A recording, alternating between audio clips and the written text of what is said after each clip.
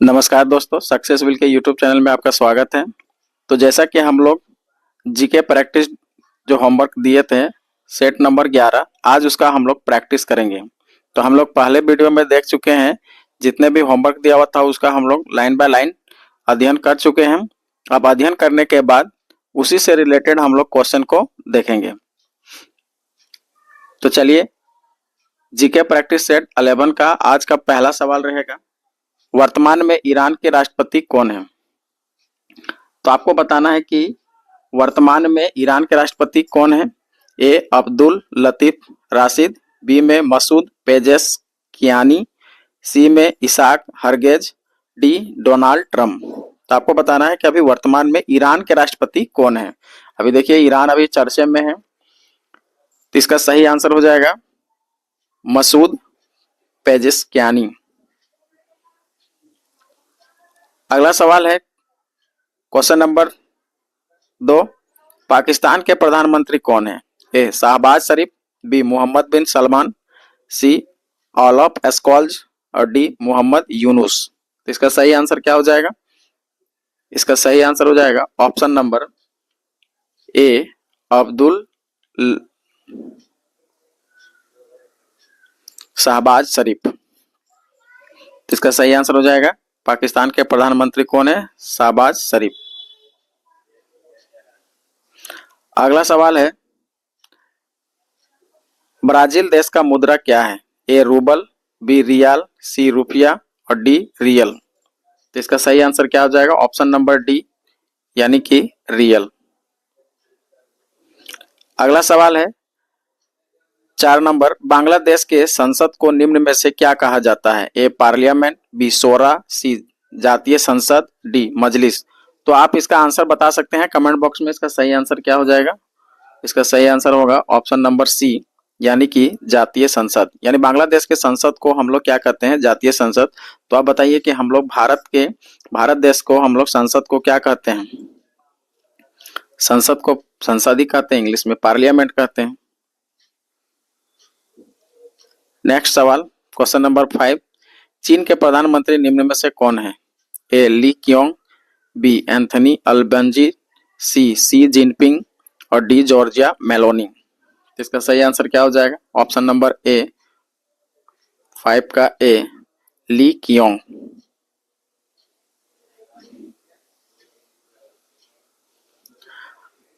अगला सवाल है क्वेश्चन नंबर 6, पंजाब उच्च न्यायालय की स्थापना कब हुई? ए 1966, बी 1978, सी 1988, डी 2000। तो इसका सही आंसर क्या हो जाएगा? ऑप्शन नंबर ए 1966। अगला सवाल क्वेश्चन नंबर 7, कलकत्ता उच्च न्यायालय के वर्तमान मुख्य न्यायाधीश कौन है? तो इसका सही answer A Alok Aradhe, K R Sriram, C Dhiraj Singh Thakur, T S Sivagnanam. तो 7 का क्या हो जाएगा? ऑप्शन नंबर डी, यही है टी एस शिवगणम। अगला सवाल क्वेश्चन नंबर 8, अरुण भंसाली निम्न में से किस उच्च न्यायालय के मुख्य न्यायाधीश हैं? ए पटना उच्च न्यायालय, बी उड़ीसा उच्च न्यायालय, सी झारखंड उच्च न्यायालय, डी इलाहाबाद उच्च न्यायालय। तो आपको बताना है कि अरुण भंसाली जो है वर्तमान में अभी कहाँ के मुख्य न्यायाधीश पर आसीन है? तो इसका सही आंसर हो जाएगा इलाहाबाद उच्च न्यायालय। अगला सवाल क्वेश्चन नंबर 9 है, आंध्र प्रदेश उच्च न्यायालय की स्थापना कब हुई? ये इंपॉर्टेंट सवाल है। ए 2013, बी 1998, सी 2019 और डी 2000। तो आपको बताना है कि आंध्र प्रदेश का जो उच्च न्यायालय है वो कितना में स्थापित हुआ है? तो 9 का हो जाएगा सी, ये हाल ही में हुआ है 2019 में। अगला सवाल है क्वेश्चन नंबर 10, दिल्ली उच्च न्यायालय के मुख्य न्यायाधीश कौन है? ए आलोक आराधे, बी देवेंद्र कुमार उपाध्याय, सी धीरज सिंह ठाकुर और डी में कहता है टी एस शिवगणम। तो आपको बताना है इसका सही आंसर क्या हो जाएगा? तो 10 का हो जाएगा बी। अभी वर्तमान में देखेंगे तो दिल्ली उच्च न्यायालय के मुख्य न्यायाधीश देवेंद्र कुमार उपाध्याय है। अगला सवाल क्वेश्चन नंबर 11, कहता है किस जीव में लिंग गुणसूत्र नहीं पाया जाता है? ए बंदर, बी चीता, सी तितली और डी छिपकली। तो इसका सही आंसर क्या हो जाएगा? ऑप्शन नंबर डी यानी कि छिपकली। छिपकली में जो लिंग गुणसूत्र होता है वो नहीं पाया जाता है, जो कि हम आपको है ना डिस्कस जब आपको करवा रहे थे होमवर्क उस समय साइंस वाले जीव विज्ञान में आपको बताया गया है। तो अगला सवाल हमारा है 12 नंबर, जैव कोशिका का कौन सा भाग पावर हाउस कहलाता है? ए कोशिका भित्ति, बी केंद्रक, सी माइटोकॉन्ड्रिया, डी संपूर्ण कोशिका। तो इसका सही आंसर क्या हो जाएगा?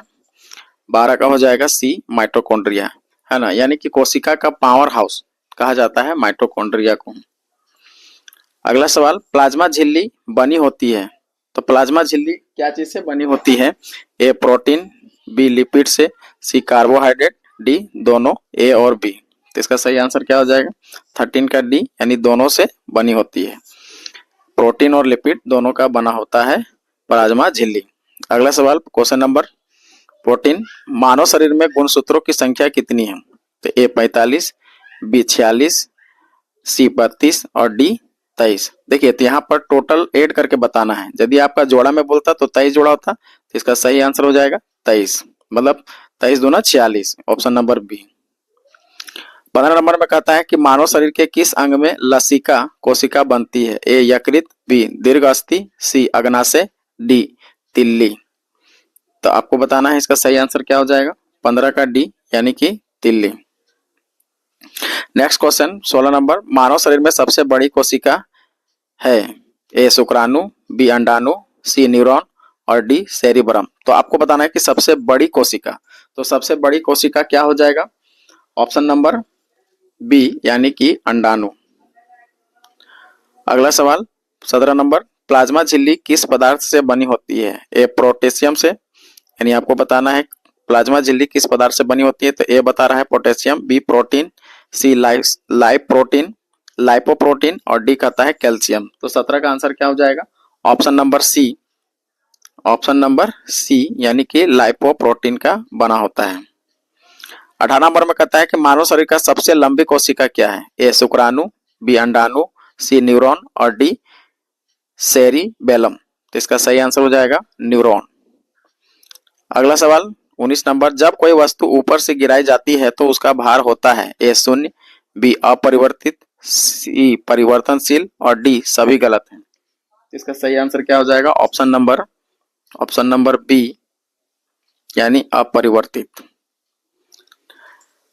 20 का कहता है एक पिंड का अधिकतम भार निम्नलिखित में से किसमें होता है? ए वायु, बी जल में, सी हाइड्रोजन में, डी नाइट्रोजन में। तो इसका सही आंसर क्या हो जाएगा? इसका सही आंसर हो जाएगा आपका सी नंबर हाइड्रोजन। अगला सवाल 21 नंबर, जब एक कार की गति दोगुनी कर दी जाती तब उसको उतनी ही दूरी में रोकने के लिए ब्रेक लगाना होगा। कितना गुना अधिक लगाना पड़ेगा या कम लगाना पड़ेगा? आपको बताना है 2 गुना, 3 गुना, 4 गुना, 5 गुना। तो इसका सही आंसर क्या हो जाएगा?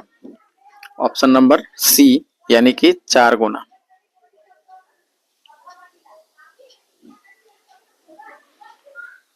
अगला सवाल कहता है 22 नंबर, मानव शरीर का भार होता है सबसे अधिक, है ना, कहां पर? तो कहता है कि ध्रुवों पर अधिकतम होता है, बी में पृथ्वी की सतह पर सब जगह एक समान होता है, सी विषुवत रेखा पर अधिकतम होता है, डी मैदानी भागों में अपेक्षाकृत पर्वतों पर अधिक होता है। तो इसका सही आंसर क्या हो जाएगा? ऑप्शन नंबर ए यानी कि सबसे अधिक ध्रुवों पर अधिकतम होता है। 23 नंबर कहता है कि दूध मथने के पश्चात क्रीम का दूध से पृथक हो जाने का कारण क्या है? ए सामूहिक संरक्षण, बी बाह्य बल, सी अपकेंद्रीय बल और डी गति बढ़ जाती है। इसका सही आंसर क्या हो जाएगा? अपकेंद्रीय बल। 24 नंबर में कहता है कि कृत्रिम उपग्रह पृथ्वी सुस्पष्ट से ट्रैक किया जाता है। ए डॉपलर प्रभाव द्वारा, बी राडार द्वारा, सी सोनार द्वारा और डी पल्सर द्वारा। तो इसका सही आंसर क्या हो जाएगा? इसका सही आंसर हो जाएगा ऑप्शन नंबर ए डॉपलर प्रभाव द्वारा। अगला 25 नंबर, सबसे अधिक क्रियाशील धातु कौन सी है? A sodium, B calcium, C iron और डी पोटेशियम। इसका सही आंसर हो जाएगा ऑप्शन नंबर डी, सबसे फास्टेस्ट यानी कि सबसे ज्यादा क्रियाशील यानी कि रिएक्टिव धातु देखेंगे तो पोटेशियम है। सोडियम और पोटेशियम को इतने मुलायम होते हैं कि इसको हम लोग चाकू से भी काट सकते हैं। यह भी सवाल पूछता है कि बताइए निम्न में से कौन है ना, कौन सा धातु को हम लोग चाकू से काट सकते हैं, तो उसमें सोडियम और पोटेशियम दोनों आएगा। नेक्स्ट सवाल 26 नंबर, निम्न में कौन कठोरतम धातु है? ए सोना, बी लोहा, सी आयरन और डी सीसा। तो इसका सही आंसर क्या हो जाएगा? Option number C iron. अगला सवाल 27 नंबर, सबसे भारी प्राकृतिक तत्व है? A uranium, B mercury, C सोना, डी कैल्शियम। तो इसका सही आंसर क्या हो जाएगा? ऑप्शन नंबर ए यानी कि यूरेनियम सबसे भारी तत्व है। नेक्स्ट 28, मोती की रासायनिक संरचना है? A calcium carbonate, B magnesium carbonate, C calcium chloride, D calcium sulphate. तो इसका सही आंसर क्या हो जाएगा? Option number A calcium carbonate. 29 number में, निम्न धातुओं में से कौन स्वतंत्र अवस्था में पाई जाती है? तो आपको बताना है कि स्वतंत्र रूप से पाया जाता है, उसमें कोई भी है ना सांद्रित या फिर किसी भी तरह का अदर मटेरियल नहीं मिला हुआ रहता है। तो ऑप्शन ए आता है एल्युमिनियम, बी सोना, सी क्रोमियम, डी जस्ता। इसका आंसर आप लोग को पता होना चाहिए, तो इसका सही आंसर हो जाएगा सोना। सोना डायरेक्ट स्वतंत्र अवस्था में पाया जाता है, इसमें कोई भी मिलावट नहीं होता है। तो आप बताइए कि शुद्ध सोना कितने कैरेट का होता है? तो देखिएगा 24 कैरेट का होता है। अगला सवाल 30 नंबर, शुद्ध सोना कितने कैरेट का होता है? भाई यही सवाल पूछ दिया। ए 22, बी 24, सी 28 और डी 20। भाई इसका आंसर तो आप लोग कंफर्म पहले से पता है कि 24 होगा। 31 नंबर कहता है निम्न में से कौन जल के साथ बिल्कुल अभिक्रिया नहीं करता है? A iron, B lead, C magnesium, D aluminium. तो इसका 31 का क्या हो जाएगा? Option number A lead. अगला सवाल 32 नंबर कहता है बक्साइट अयस्क है, यानी आपको बताना है कि बक्साइट किसका अयस्क है? ए लोहे का, बी एल्युमिनियम का, सी तांबे का, डी सोने का। तो किसका अयस्क हो जाएगा? एल्युमिनियम का। एल्युमिनियम का ऑक्साइड मतलब बक्साइट जो है एल्युमिनियम का एक अयस्क है। 33 नंबर कहता है निम्न में से किस पदार्थ की विद्युत चालकता सर्वाधिक है? ए तांबा, बी चांदी, सी ग्रेफाइट और डी सोना। तो देखेंगे कि विद्युत का चालकता सबसे अच्छा क्वालिटी देखेंगे तो आपका हो जाएगा बी नंबर यानी चांदी। यानी चांदी पर आपका विद्युत चालकता बहुत अच्छा होता है। तो चांदी थोड़ा सा महंगा होता है, एक्सपेंसिव होने के कारण हम लोग घर में तांबे का तार का यूज करते हैं। चांदी के बाद अच्छा क्वालिटी का देखेंगे तो हमारा तांबा होता है। अगला प्रश्न 34 नंबर, भारत में प्रथम आक्रमणकारी था, है ना। अब यहाँ से इतिहास का प्रश्न को जोड़ा गया है। भारत में प्रथम आक्रमणकारी था कौन? कुतुबुद्दीन ऐबक, महमूद गजनवी, सी मोहम्मद बिन कासिम और डी में मोहम्मद गोरी। तो आपको बताना है कि सबसे पहले भारत में आक्रमण करने वाले कौन हैं। तो इसका सही आंसर हो जाएगा मोहम्मद बिन कासिम। तो इसको सबको पता है कि भारत में सबसे पहले आक्रमण करने वाले कौन है? मोहम्मद बिन कासिम। ये सवाल इंपॉर्टेंट है। अगला सवाल कहता है 35 नंबर, जगन्नाथ मंदिर किस राज्य में है? भाई ये सब कोई जानेगा। ए बंगाल, बी उड़ीसा, सी केरल और डी उत्तर प्रदेश। तो इसका सही आंसर हो जाएगा उड़ीसा। अगला सवाल 36 नंबर, महमूद गजनवी ने भारत पर कितनी बार आक्रमण किया? भाई इसको तो जानना अनिवार्य है, इसका हम लोग पिछला डिस्कस में भी किए हैं। तो ए 10 बार, बी 12 बार, सी 15 बार और डी 17 बार। तो इसका सही आंसर हो जाएगा 17 बार। अगला 37 नंबर, महमूद गजनवी के आक्रमण का मुख्य उद्देश्य क्या था? ए भारत में अस्थायी शासन स्थापित करना, बी भारत को लूटना, सी इस्लाम का प्रचार करना, डी उपरोक्त सभी। तो भाई इसका सही आंसर हो जाएगा उपरोक्त सभी। यानी कि महमूद गजनवी यहाँ पर आता था तो मुख्य उद्देश्य उसका यहाँ का लूटपाट करना था। इसके अलावा भारत में अस्थायी शासन स्थापित किया, भारत को लूटना, इस्लाम का प्रचार करना, ये सब सभी महमूद गजनवी के क्या थे? मुख्य उद्देश्य थे। अगला प्रश्न पर हम लोग चलते हैं। 38 में सोमनाथ मंदिर का महमूद गजनवी ने कब आक्रमण किया? 1020 ईस्वी में, 1025 ईस्वी में, 1030 ईस्वी में, 1018 ईस्वी में। इसका सही आंसर क्या हो जाएगा? ऑप्शन नंबर बी यानी कि 1025 ईस्वी में। अगला सवाल 39 नंबर, सोमनाथ मंदिर का पुनर्गठन कब करवाया गया था? ए 13 नवंबर 1947, 15 अगस्त 1946, डी में कहता है 13 अक्टूबर 1967, डी 13 नवंबर 1950। इसका सही आंसर क्या हो जाएगा? इसका सही आंसर आप लोग बताएंगे। ऑप्शन नंबर ए हो जाएगा 13 नवंबर 1947। यानी सोमनाथ मंदिर को क्या हुआ था कि ध्वस्त कर दिया गया था, तोड़ने के बाद 13 नवंबर 1947 को उसको पुनर्निर्माण करवाया गया था। 40 नंबर में कहता है कि मोहम्मद गोरी का भारत में पहला आक्रमण कब हुआ?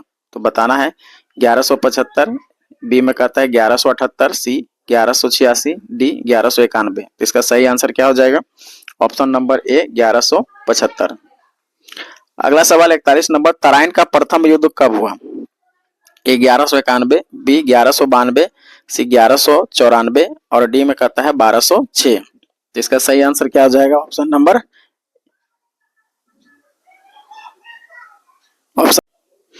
चलिए तो अब हम लोग देखते हैं 42 नंबर, मोहम्मद गोरी का गुलाम वंश का संस्थापक कौन था?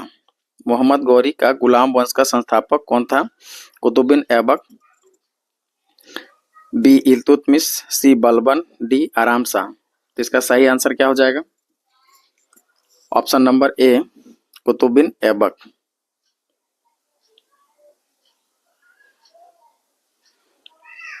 अगला सवाल 43 नंबर, मोहम्मद गोरी का वास्तविक नाम क्या था? ए शहाबुद्दीन मोहम्मद, बी मुइजुद्दीन मोहम्मद, सी मोहम्मद बिन कासिम और डी में कहता है इनमें से कोई नहीं। इसका सही आंसर क्या हो जाएगा? Option number B Muizuddin Mohammad. अगला 44 नंबर कहता है तैमूर में आक्रमण के बाद भारत में किस वंश का राजा या राज स्थापित हुआ? ए लोदी वंश, बी सैयद वंश, सी तुगलक वंश और डी खिलजी वंश। तो इसका सही आंसर हो जाएगा सैयद वंश। 45 नंबर कहता है गुलाम वंश का शासनकाल क्या था? तो गुलाम वंश कहां से कहां तक शासन हुआ था उसका शासनकाल बताना है। ए 1192 से 1990, बी में कहता है 1206 से 1290, सी में कहता है 1210 से 1320 और डी में 1290 से 1320। इसका सही आंसर क्या हो जाएगा? Option number B. इसका गुलाम वंश का शासनकाल आपको याद रखना है 1206 से 1290 का शासनकाल रहा। 46 नंबर कहता है गुलाम वंश का अन्य नाम क्या है? ए खिलजी वंश, बी तुगलक वंश, सी मामलुक वंश और डी लोदी वंश। तो गुलाम वंश को हम लोग अन्य नामों से भी जानते हैं और सवाल भी आपको अन्य नाम से दे देगा तो कंफ्यूज हो जाएगी, है ना। तो इसका सही आंसर क्या हो जाएगा? मामलुक वंश, यानी ऑप्शन नंबर सी। 47 नंबर में कहता है कुतुब मीनार का निर्माण किसने शुरू करवाया? देखिए शुरू कोई और करवाए थे और कंप्लीट कोई और करवाए थे। तो ए कुतुबुद्दीन ऐबक, बी इल्तुतमिश, सी बलबन और डी अलाउद्दीन खिलजी। इसका सही आंसर हो जाएगा कुतुबुद्दीन ऐबक। शुरू करवाए थे कुतुबुद्दीन ऐबक और कंप्लीट करवाए थे इल्तुतमिश। अगला सवाल है 48 नंबर, रजिया सुल्तान किस वंश की शासिका थी? ए खिलजी वंश, बी तुगलक वंश, सी गुलाम वंश और डी लोदी वंश। तो इसका सही आंसर आप बताएंगे। इसका सही आंसर हो जाएगा गुलाम वंश। 49 नंबर कहता है दुर्गापुर लौह इस्पात संयंत्र किस देश के सहयोग से स्थापित किया गया है? अब आपका यहाँ से ज्योग्राफी का सवाल आएगा, तो इसका सही आंसर आप बताएंगे। A Britain, B Germany, C France और डी रूस। तो इसका सही आंसर क्या हो जाएगा? ए यानी कि ब्रिटेन। अगला सवाल 50 नंबर कहता है भिलाई, दुर्गापुर और राउरकेला में लौह इस्पात संयंत्र की स्थापना किस पंचवर्षीय योजना के दौरान की गई थी? ए प्रथम, बी द्वितीय, सी तृतीय और डी चतुर्थ। तो इसका सही आंसर हो जाएगा ऑप्शन नंबर बी द्वितीय पंचवर्षीय योजना। अगला सवाल 51 नंबर, विश्व में सबसे अधिक लौह और इस्पात का उत्पादन कौन सा देश करता है? ए संयुक्त राज्य अमेरिका, बी जापान, सी चीन और डी जर्मनी। तो इसका सही आंसर हो जाएगा ऑप्शन नंबर सी चीन। अगला 52 नंबर कहता है भारत में एल्युमिनियम का पहला कारखाना कब और कहां खोला गया था? ए 1938 में पश्चिम बंगाल, बी 1937 में पश्चिम बंगाल, 1948 में महाराष्ट्र में, 1950 झारखंड में। तो इसका सही आंसर क्या हो जाएगा? ऑप्शन नंबर बी यानी कि 1937 में पश्चिम बंगाल में खोला गया था। कहता है रजिया की शादी किससे हुई थी? ए अल्तुनिया से, बी महमूद से, बी बहराम शाह से, डी यसु गाई से। तो इसका सही आंसर हो जाएगा अल्तुनिया से, यानी कि रजिया सुल्तान की शादी अल्तुनिया से हुई थी। 54 नंबर पर कहता है आधुनिक ढंग से सूती वस्त्र की पहली मिल की स्थापना कब और कहाँ की गई थी? ए 1819 में, बी 1818 में, यानी कि आपको 1819 में बता रहा है सूरत में, 1818 में कोलकाता में, 1830 झारखंड में, 1820 मुंबई में। तो आधुनिक ढंग से सूती वस्त्र की पहली मिल की स्थापना कहाँ और कब की गई थी? तो देखिएगा इसका सही आंसर हो जाएगा ऑप्शन नंबर बी, यानी कि 1818 में कोलकाता में स्थापित किया गया था। 55 नंबर कहता है औद्योगिक उत्पादन में वस्त्र उद्योग का योगदान कितना है? 13%, बी 16%, सी 14% और डी 50%। तो इसका सही आंसर हो जाएगा ऑप्शन नंबर सी 14%। अगला 56 नंबर कहता है भारत का सूती वस्त्र की राजधानी किसे कहा जाता है? ए कानपुर, बी अहमदाबाद, सी मुंबई, डी सूरत। तो आपको बताना है कि भारत के सूती वस्त्र की राजधानी किसे कहा जाता है? तो मुंबई को कहा जाता है, ऑप्शन नंबर सी। अगला 57 नंबर कहता है जूट उद्योग का पहला कारखाना कब और कहां स्थापित किया गया था? ए 1854 कोलकाता में, 1855 कोलकाता में, 1877 मुंबई में, 1876 सूरत में। इसका सही आंसर क्या हो जाएगा? ऑप्शन नंबर बी 1855 कोलकाता में। 58 कहता है भारत विश्व के डैश जूट के सामानों का निर्माण करता है और दूसरा बड़ा निर्यातक राष्ट्र है।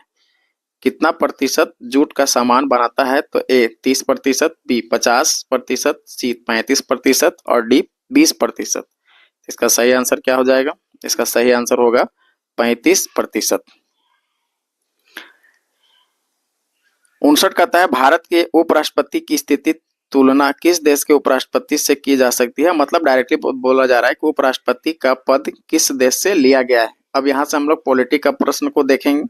या संयुक्त राज्य अमेरिका से, बी फ्रांस से, सी दक्षिण अफ्रीका से, डी मिस्र से। तो इसका सही आंसर हो जाएगा संयुक्त राज्य अमेरिका से। 60 नंबर कहता है कि उपराष्ट्रपति पद की अर्हता के संबंध में क्या सही नहीं है? ए भारत का नागरिक हो, ये तो होना ही चाहिए। बी कम से कम 35 वर्ष की आयु हो, यह भी होना चाहिए। सी में कहता है राज्यसभा का सदस्य हो, ये नहीं होना चाहिए। वो सदस्य है या नहीं है, उसे सदस्य नहीं होना चाहिए, ये गलत है। ये कहता है 60 नंबर का हो जाएगा सी, यानी राज्यसभा का सदस्य, राज्यसभा का सदस्य हो, ये नहीं होना चाहिए। उपराष्ट्रपति का पद होने के लिए, माने चुनाव लड़ने के लिए आपको राज्यसभा का सदस्य नहीं होना चाहिए। अगला सवाल 61 नंबर कहता है उपराष्ट्रपति पद के उम्मीदवार के नामांकन को निर्वाचक मंडल में कम से कम कितने सदस्यों के द्वारा प्रस्तावित करना आवश्यक है? तो ये ऑप्शन में है 5, 10, 15, 20। तो इसका सही आंसर क्या हो जाएगा?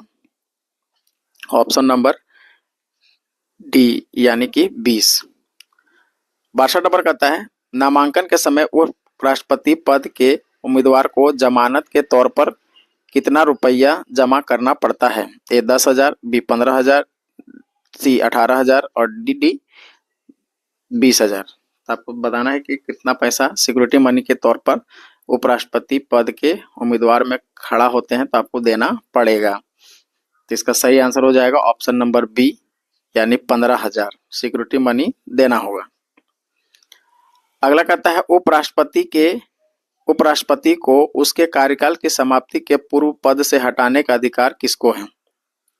ए राज्यसभा, बी लोकसभा, सी संसद, डी सर्वोच्च न्यायालय। तो इसका सही आंसर हो जाएगा ऑप्शन नंबर सी, यानी कि उपराष्ट्रपति को हटाने का पावर संसद को है। संसद चाहेगी तो उपराष्ट्रपति को हटा सकती है उसके पद से। 64 नंबर में कहता है कि निम्नलिखित में से कौन सा कथन असत्य है? ए उपराष्ट्रपति को पदच्युत करने के लिए महाभियोग की आवश्यकता नहीं पड़ती है। बी उपराष्ट्रपति के निर्वाचन संबंधी सभी विवादों को निर्वाचन आयोग देखता है। सी यदि उपराष्ट्रपति का निर्वाचन अवैध घोषित कर दिया जाता है तो ऐसे निर्णय के पूर्व उनके द्वारा संपन्न कार्य अवैध नहीं होगी। और डी कहता है उपयोग सभी। तो इसका सही आंसर हो जाएगा, यहाँ के जितना भी पॉइंट दिया हुआ है तो सबका सब सही है, इसलिए हो जाएगा उपयोग सभी। 65 नंबर, भारत के राष्ट्रपति निर्वाचित होने से पूर्व निम्न में से कौन उपराष्ट्रपति नहीं था? A doctor S Radhakrishnan, B doctor Zakir Hussain, C V V Giri, D Giani Zail Singh. तो इसका सही आंसर क्या हो जाएगा? ऑप्शन नंबर डी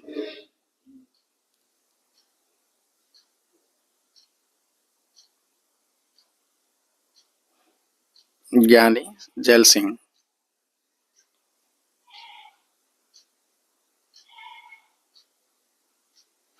देखिएगा 64 का आंसर थोड़ा सा मिस्टेक है, 64 का सही आंसर होगा आपका ऑप्शन नंबर बी, इसको सुधार लीजिएगा। अगला सवाल 66 नंबर,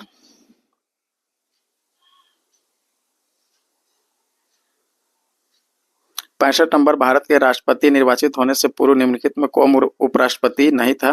तो इसका सही आंसर था ज्ञानी जैल सिंह। यह हो गया। 66 नंबर देखते हैं, किस एकमात्र उपराष्ट्रपति की मृत्यु पद पर आसीन रहते हुई है?